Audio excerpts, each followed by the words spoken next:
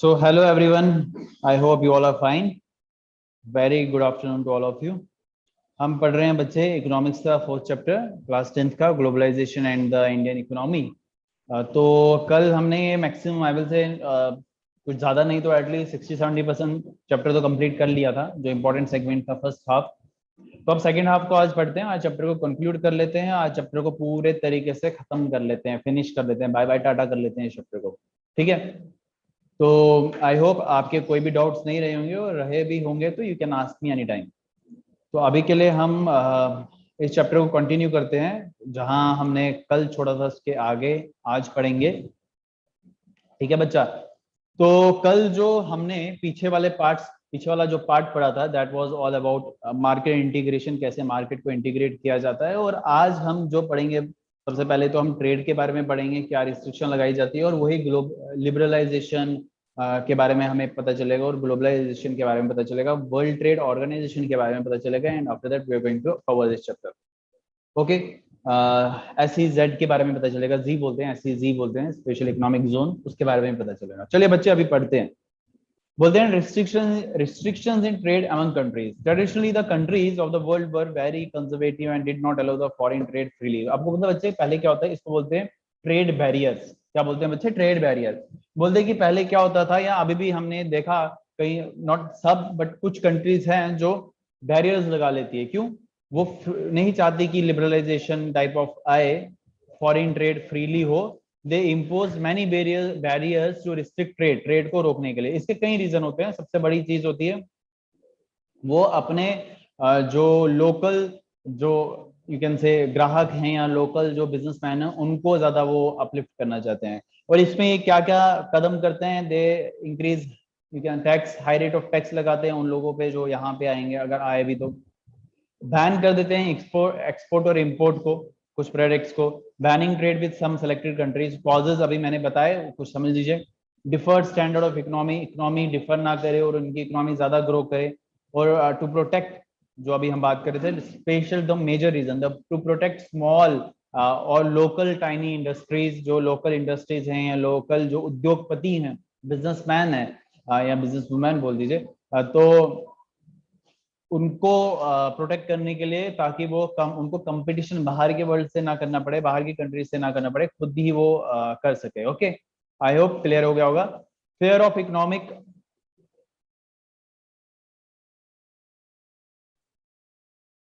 हाँ क्या बताया जा रहा है? Fair of economic colonialism bye strong countries. इनको डर होता है कि कहीं बाहर की जो इकोनॉमिक, जैसे जो डेवलप्ड कंट्री है, उनकी जो अगर वो यहाँ आ गए in the form of MNCs, तो उनकी कंट्री कभी इंप्रूव नहीं कर पाएगी। Threat to the society and culture. और उनको लगता है कि अगर वो यहाँ आए, जो उनका सोसाइटी है, उनका जो कल्चर है, सभ्यता है, वो चेंज हो जाएगी। बाहर वाले लोग यहाँ आ गए तो लोग क्या हो जाएंगे, जकड़ जाएंगे उसमें। ठीक है, तो वर्ल्ड ट्रेड ऑर्गेनाइजेशन, इसके लिए पहले मैं आपको लिबरलाइजेशन के बारे में बता दूं, आगे वापस आएगा इसके बारे में बताया जाएगा। लिबरलाइजेशन क्या होता है बच्चे? यही चीज जो आपने समझ ली, जब हम कोई ट्रेड के लिए कोई बैरियर ना लगा दे, दैट इज कॉल्ड लिबरलाइजेशन। और इसके कुछ फायदे भी हैं, नो डाउट। इसमें फॉरेन इन्वेस्टमेंट होती है, देश की GDP जो है इंप्रूव होती है, टेक्नोलॉजी भी एडवांस होती है। सो ये कुछ पॉइंट्स हैं। और अगर आपको कोई पॉइंट्स अपने खुद के एंड से लिखना चाहते हो, यू कैन डू दैट।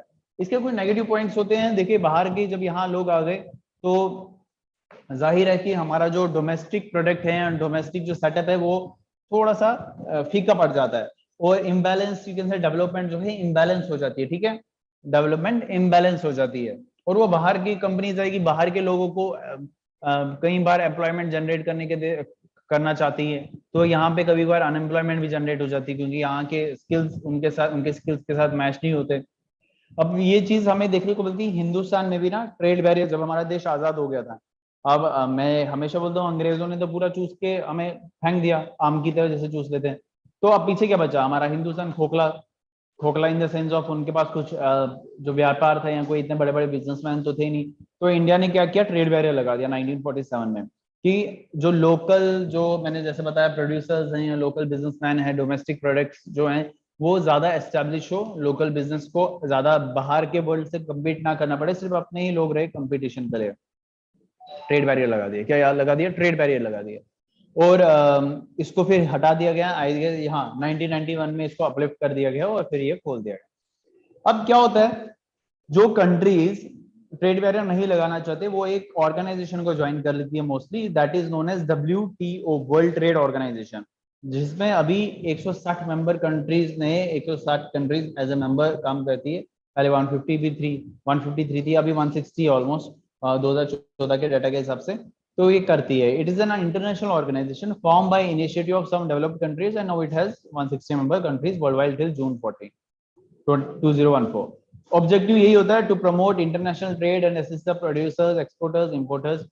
ये प्रमोट करती है और साथ ही साथ ध्यान रखती है, कुछ रूल्स एंड रेगुलेशंस बना के रखती है कि जो WTO बना के रखती है ताकि सब लोग उसको they ensure that the rules are followed by every country who is a member of WTO। And they also promote removal of restriction of trade barriers, they also promote that कि जो ट्रेड बैरियर्स पे जो restrictions लगाई जाती है वो हटा दी जाए। ये चाहते कौन है, या ये क्या चाहता है, it wants there should be no restriction to anyone for anyone to buy और sell anything produced by anyone around the globe. मान लीजिए आपने कोई भी चीज बनाई अपनी काबिलियत के अनुसार, या अपनी किसी के साथ आपने पार्टनरशिप में आपने कुछ चीज प्रोडक्ट बनाया या उसको बेचना चाहते हैं, तो उसको आप बेच सकते हैं। WTO इस चीज का ध्यान रखती है। मान लीजिए अगर आपको प्रोडक्ट अपना बेचना है कहीं पे, वो आप इंडिया में बेचना चाहते हैं, इंडिया के बाहर बेचना चाहते हैं, you can do that freely because India is a part of WTO, right. अब फ्री ट्रेड के देखो यहाँ पे बोला डेवलपिंग कंट्री या WTO, इसको समझ लीजिए, आपको समझ में आ जाएगा। Developing countries most of the time oppose the idea of free world economy and refuses the remove some barriers. बोलते हैं जो डेवलपिंग कंट्रीज हैं most of the time oppose the idea of free world economy, यानी कि वो free trade में कभी कभार कंजूसी करती है, क्योंकि वो तो खुद ही and to remove some barrier.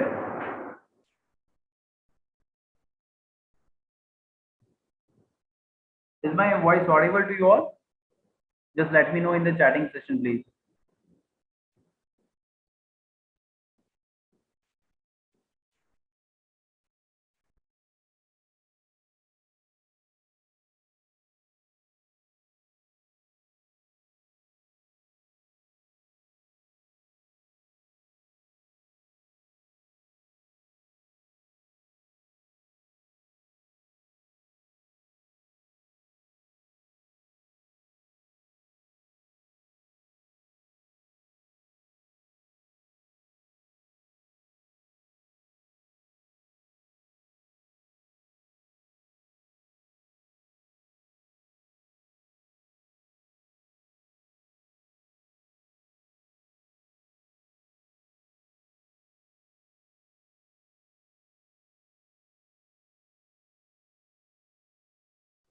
Allow me some time, I am working on it.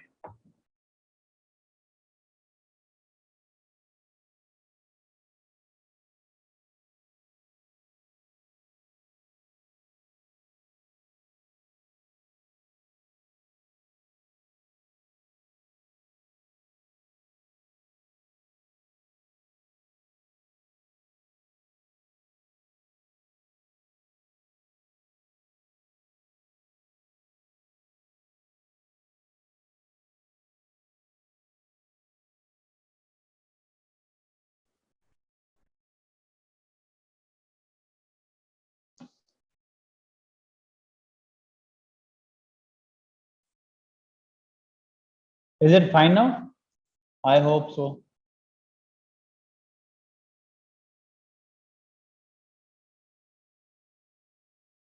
Okay, fine.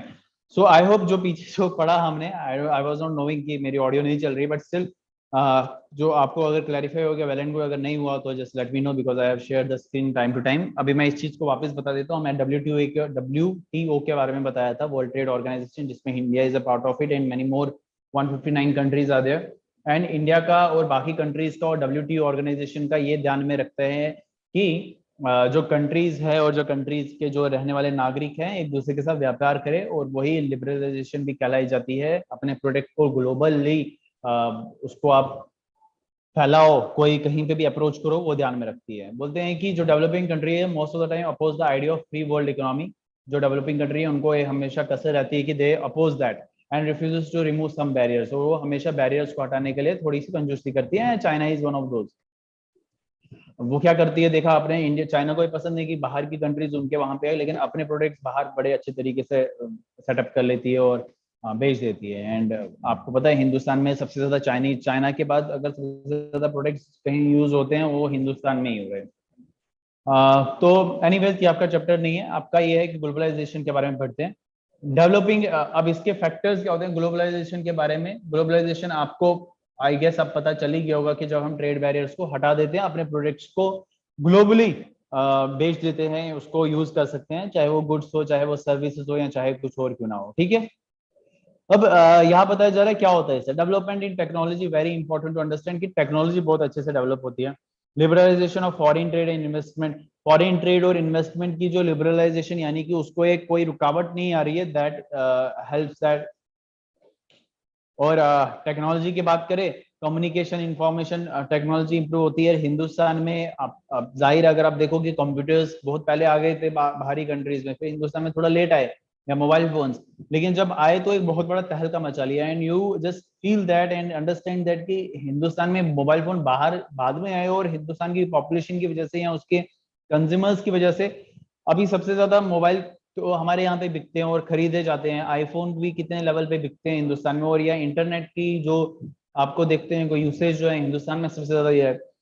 Production in technology, जो टेक्नोलॉजी प्रोड्यूस होती है, ट्रांसपोर्ट टेक्नोलॉजी, टेक्नोलॉजी एक जगह से दूसरी, ट्रांसपोर्टेशन टेक्नोलॉजी होता है कि आप मतलब everything is helping it out, like ये जो ग्लोबलाइजेशन है it is helping everyone, everything, every segment, every sector. Packaging technology, अलग अलग टेक्नोलॉजी के बारे में बताया जा रहा है। आप सिंपल याद रखो, आपको अगर पता चल, अगर आपको टेक्नोलॉजी से रिलेटेड कुछ लिखना है तो आप ये लिख सकते हो, 3-4 पॉइंट्स, 3 मार्क्स का क्वेश्चन आ सकता है। जो फास्ट डिलीवरी है वो टेक्नोलॉजी की वजह से हुई, और वो भी सस्ते दामों में। जो we can say reduction in port handling cost, मान लीजिए अब देख लीजिए सिम हमारे यहाँ पे कितनी इजीली अभी प्रोवाइड हो जाती है, अभी आप घर पे बैठ के सिम ऑर्डर कर सकते हैं। तो ये इजीली जो ये टेक्नोलॉजी एक जगह से दूसरी जगह पे जा रही है, that is called transportation technology. Okay, तो mobile and internet, computer and internet, easy access to information, so ये सब इसी के सब सेगमेंट्स हैं। ठीक है, अब लिबरलाइजेशन के बारे में पढ़ते हैं, जो हमने पहले पे पढ़ा। लिबरलाइजेशन वही है, removing barriers by the countries. इसमें फॉरेन ट्रेड और फॉरेन इन्वेस्टमेंट की बात होती है। फॉरेन ट्रेड आप समझ ही रहे हैं, व्यापार जो फॉरेन कंट्रीज के साथ किया जाता है, और इन्वेस्टमेंट, फॉरेन इन्वेस्टमेंट बाय, जैसे इन्वेस्टमेंट होती है, एमएनसीज आती है, कल हमने कई एग्जांपल्स पढ़ी, एमएनसीज आती है यहाँ पे, यहाँ हमारी कंट्री एमएनसी कहलाई जाती है, ये सब फॉरेन इन्वेस्टमेंट होती है। ठीक है, अब ग्लोबलाइजेशन के इफेक्ट्स हो सकते हैं, राइट, बिल्कुल हो सकते हैं, क्यों नहीं हो सकते। बोलते हैं कि ग्लोबलाइजेशन क्या होता है कि हमें बेटर क्वालिटी प्रोवाइड होती है कंज्यूमर्स को, वो भी सस्ते दामों में प्रोवाइड होती है ग्लोबलाइजेशन की वजह से।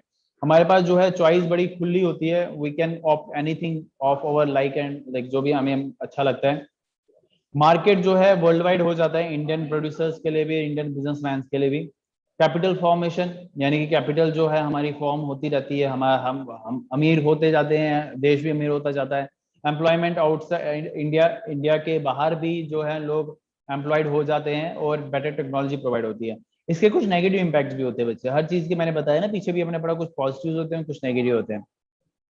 इसमें लोकल प्रोड्यूसर्स को कई बार नुकसान करना पड़ता है, नुकसान झेलना पड़ता है।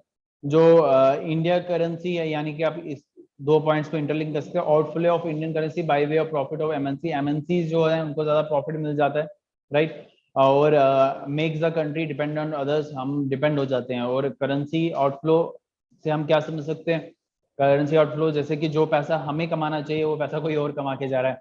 और public interest, lack of public interest, लोगों का कुछ खास इंटरेस्ट रहता नहीं है। एक्सप्लॉयटेशन ऑन एम्प्लॉय, मतलब लोगों का खास इंटरेस्ट रहने का मतलब है कि यहाँ पे लोग, वो लोगों की इतनी ज्यादा फिक्र नहीं करते फिर बाद में। एक्सप्लॉयटेशन ऑन एम्प्लॉयज और disturb the social and cultural life of the people, जो हमने ऊपर भी पढ़े थे। ठीक है, बोलते गवर्नमेंट इसके रिलेटेड कुछ स्टेप्स उठाती है। ठीक है, that is called as SEG Z, SEZ बोलते हैं, एसईजी बोलते हैं, जो भी समझ लीजिए, फुल फॉर्म होती है स्पेशल इकोनॉमिक जोन्स, राइट। बोलिए the central and the state governments in recent times taking different steps to attract foreign investment by MNC. बोलते हैं कि गवर्नमेंट हो, सेंट्रल हो, स्टेट हो, वो काफी, अब क्या होता है इसके फायदे हमने देखे, नुकसान तो बाद में देखेंगे। देश को अमीर बनाने के लिए या देश में पैसा लाने के लिए वो क्या करती है, एमएनसीज को एस्टेब्लिश करने के लिए कई तरकीबें अपनाती है। इसीलिए उन्होंने बनाया SEZ स्पेशल इकोनॉमिक जोन और लिबरेशन ऑफ लेबर लॉज। ये भी बता देता हूँ लिबरलाइजेशन ऑफ लेबर लॉज क्या होता है। स्पेशल इकोनॉमिक जोन में क्या होता है, there are some selected area जहाँ पे सब फैसिलिटीज प्रोवाइड कर दी जाती है, जैसे पानी हो, सड़क हो, या कोई भी स्टोरेज हो, एजुकेशन हो, वगैरह वगैरह वगैरह। ताकि क्यों, वेर अ वर्ल्ड का इंडस्ट्री कैन सेटअप, जहाँ पे इंडस्ट्री सेटअप हो, the companies who set up industry in such areas get tax relief for first few years। बोलते हैं कि गवर्नमेंट ऐसे स्कीम्स रखती है उन लोगों के लिए, अगर आपने ऐसा किया तो आपको कुछ you can say in you can easily understand कि उनको रिलैक्सेशन दिया जाता है in terms of many things, not just in form of tax only. उनके लिए जैसे हमने ऊपर पढ़ा लिबरलाइजेशन ऑफ लेबर लॉज में भी उनको काफी फ्रीनेस मिलती है। ठीक है, just give me a second.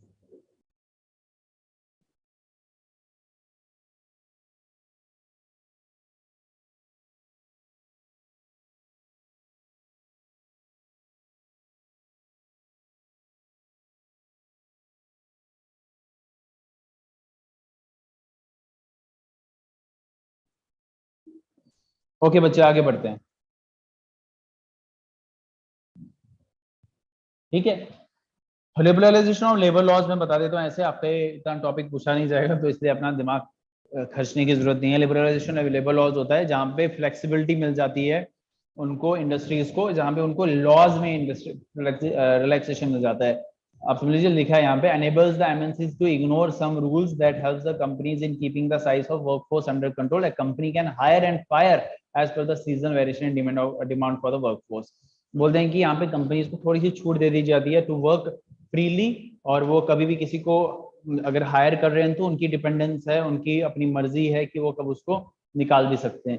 इसमें आप बोलोगे सर ये लॉज इनके लिए क्यों नहीं है, ये हिंदुस्तान अगर किसी लॉ को तोड़ रहा है या लॉ तोड़ने की परमिशन दे रहा है, उसके पीछे भी कुछ कारण होते हैं, उस देश की विकास के लिए होते हैं। मान लीजिए अभी जैसे अगर आप बंदूक लेंगे या कोई और बंदूक लेगा तो that is a criminal offence, right.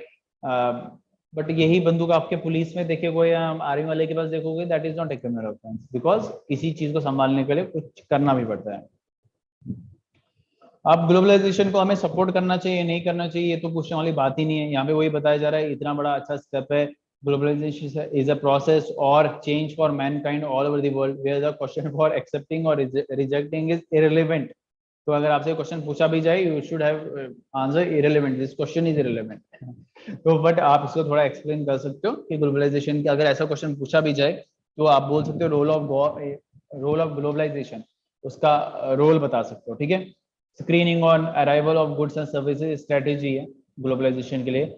Government support to local companies, strict implementation of labour laws, negative with negotiate with WTO for fair globalization. Globalization एक अच्छे से हो, WTO के साथ हमें टर्म्स एंड कंडीशंस पे नेगोशिएट करना चाहिए। इम्प्लीमेंटेशन अच्छी हो लेबर लॉज के लिए, उससे क्या होगा कि ग्लोबलाइजेशन और अच्छे से आगे इम्प्रूव हो सकती है। ऐसे नहीं तो क्या होगा कि गलत तरीके से भी पैसा आगे पीछे घुमाया जा सकता है। ठीक है, सो ये रोल ऑफ गवर्नमेंट है, या ये आपको ये भी पूछा जा सकता है role of government in fair globalization, आप ये भी आंसर लिख सकते हो। ठीक है, जो मैंने पॉइंट्स बताया अभी आपको इन द फॉर्म ऑफ नोट्स भी दे दिया जाएगा, फुल एक्सप्लेन वे में आपको और क्लैरिफाई हो जाएगा। आई होप ये सारी चीजें क्लैरिफाई हो गई होंगी आपको, बट स्टिल इन केस कोई डाउट रहता है, कोई कंफ्यूजन रहता है तो लेट मी नो। एंड अभी के साथ ये चैप्टर कंक्लूड होता है। आई होप आपको सब समझ में आ गया होगा। अगर मैं वापस एक छोटा सा रिकैप ले लूँ तो हमने सबसे पहले तो समझा प्रोडक्शन अक्रॉस द कंट्रीज क्या है, और इमिग्रेशन ऑफ मार्केट, जिसको हमने मार्केट इंटीग्रेशन भी बढ़ा, इंटीग्रेशन ऑफ मार्केट, और फिर इम्पैक्ट ऑफ लिबरलाइजेशन समझा और उसके इम्पैक्ट क्या होते, WTO, ग्लोबलाइजेशन, SEZ, और role of government in fair globalization. इसी के साथ ये चैप्टर कंप्लीट हो गया, तो इकोनॉमिक्स आपकी फिनिश हो जाती है यहीं पे। अगर इनकेस कोई डाउट रहता है तो you can ask me. Okay, तो अभी तक हम यही रखते हैं, कल इसके लिए इससे रिलेटेड टेस्ट भी होगा। Bye bye, see you.